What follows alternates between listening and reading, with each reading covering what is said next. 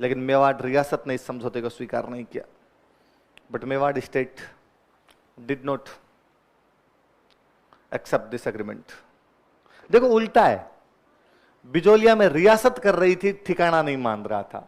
यहां पे ठिकाना कर रहा है, रियासत नहीं मान रही है। और रियासत वाले तो यूं ही नहीं मान रहे थे, मतलब जी में आ गई कि नहीं मानेंगे, इस चक्कर में नहीं मान रहे थे अपने आप। रियासत वालों को लगता था, नया हुआ क्या था, फतेह सिंह किसानों का पक्ष लिया करता था। फतेह सिंह किसका पक्ष लेता था? और वो अंग्रेजों का विरोधी था। अंग्रेजों ने दिल्ली बुलाया था तो वो दिल्ली नहीं गया था, उसके पंगे चल रहे थे। इसलिए अंग्रेजों ने फतेह सिंह को हटा के फतेह सिंह के बेटे के हाथ में सारे अधिकार दे दिए थे, भूपाल सिंह। कौन था बेटा, कौन था? भूपाल सिंह थोड़ा अंग्रेजों का फेवर लिया करता था, इसलिए भूपाल सिंह के हाथ में सत्ता थी।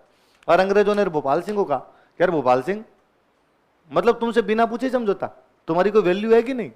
राजा तुम समझौता करे बेगू का सामंत। उसने कहा कैंसिल, इस समझौते को हमने नहीं मानते, मैं इस समझौते को स्वीकार नहीं करता हूं। उसने कहा ये कौन होता है भाई समझौता करने वाला? समझौता मैं करूंगा। वो गांव वाली सी बात है जी। गांव में एक महिला थी, पड़ोस में छाछ मांगने गई।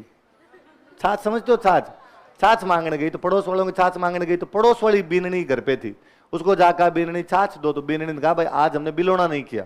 बिलोना समझते हो कि आज हमने बिलोना नहीं किया इसलिए हमारे छाछ नहीं। तो बेचारी वापस आ गई।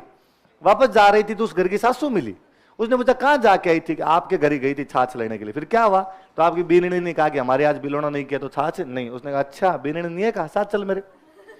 अब ये स्टेटमेंट क्या बताता है कि उनके छाछ है पर बीननी ने दी नहीं। वो बेचारी साथ साथ में आई, सासू उसके साथ पहुंची। सासू ने उसके हाथ का बर्तन लिया, रसोई में गई, रसोई से वापस आई। वापस आकर हमने बिलोना किया ही नहीं, हमारे छाछ नहीं है। तो उसने कहा यह बात तुम्हारी बीननी ने कह दी थी, मैं वापस जा रही थी, आधे रास्ते से वापस कौन क्यों लेके आए? उसने कहा आ कौन है मना करने वाली? मैं घर से हूं।